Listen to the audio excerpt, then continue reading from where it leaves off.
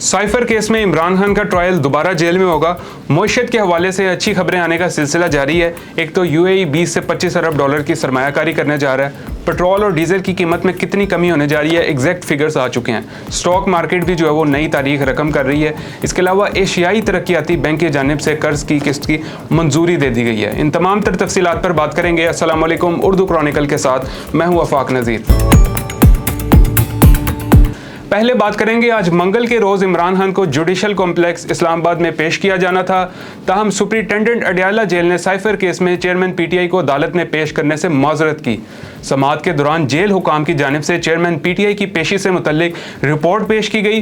Report में superintendent Adiala jail ने chairman PTI को अदालत में पेश करने से माजरत की और अदालत को तहरीरी तौर पर इस हवाले से आगाह किया।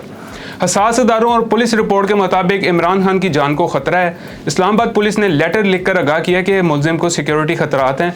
इस पर वकील इमरान खान ने एतराज़ उठाया, अगर सिक्योरिटी थ्रेट्स हैं तो समाअत फिर गैर मुअय्यना मुद्दत तक मुलतवी कर दें।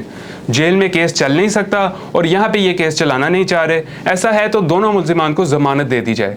शाह महमूद कुरैशी को भी पेश किया जाना था, लेकिन उनको भी पेश नहीं किया गया, जिस पर उनके वकील का कहना था कोई चार्ज फ्रेम हुआ ना कोई नकल तकसीम हुई। फिर जेल में क्यों रखा, आपका अपना ऑर्डर था। जेल हुकाम को बोले कि अमल करें वरना नताइज उनको भुगतना पड़ेंगे। बाद फिर अदालत ने महफूज फैसला सुनाते हुए सुप्रिटेंडेंट अडयाला जेल को सिक्योरिटी रिपोर्ट की रोशनी में यह फैसला सुनाया कि जो इमरान खान का ट्रायल है वो जेल में होगा और ये ट्रायल ओपन होगा।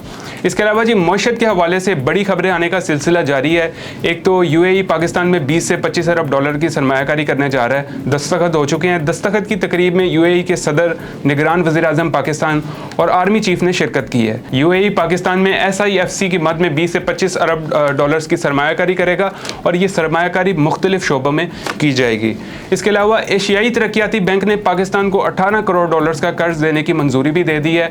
इस हवाले से जारी किए गए अलामिये के मुताबिक इस रकम से पंजाब में पानी की सप्लाई के मंसूबे मुकम्मल किए जाएंगे। दूसरी जानिब स्टॉक मार्केट से भी जो है वो अच्छी खबरें आ रही हैं। कारोबार का मुस्बत आगाज हुआ है, जब 100 इंडेक्स कारोबार के दौरान 737 पॉइंट्स का इजाफा रिकॉर्ड किया गया है और इंडेक्स जो है वो 60,548 की हद जो है वो अबूर कर गया है। और स्टॉक मार्केट से अच्छी खबरें आने का मतलब ये है कि सरमायाकारों का जो एतमाद है वो बहाल हो रहा है और मईशत में बेहतरी आ रही है। मईशत बेहतरी की जानिब गामजन है।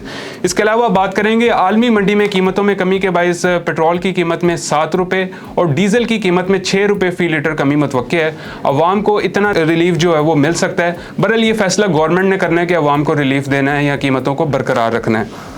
इसके अलावा सियासी खबर पर बात करेंगे, नून लीग ने आइंदा इंतखाबात के लिए 35 रुकनी मरकजी पार्लिमानी बोर्ड तश्कील दे दिया है।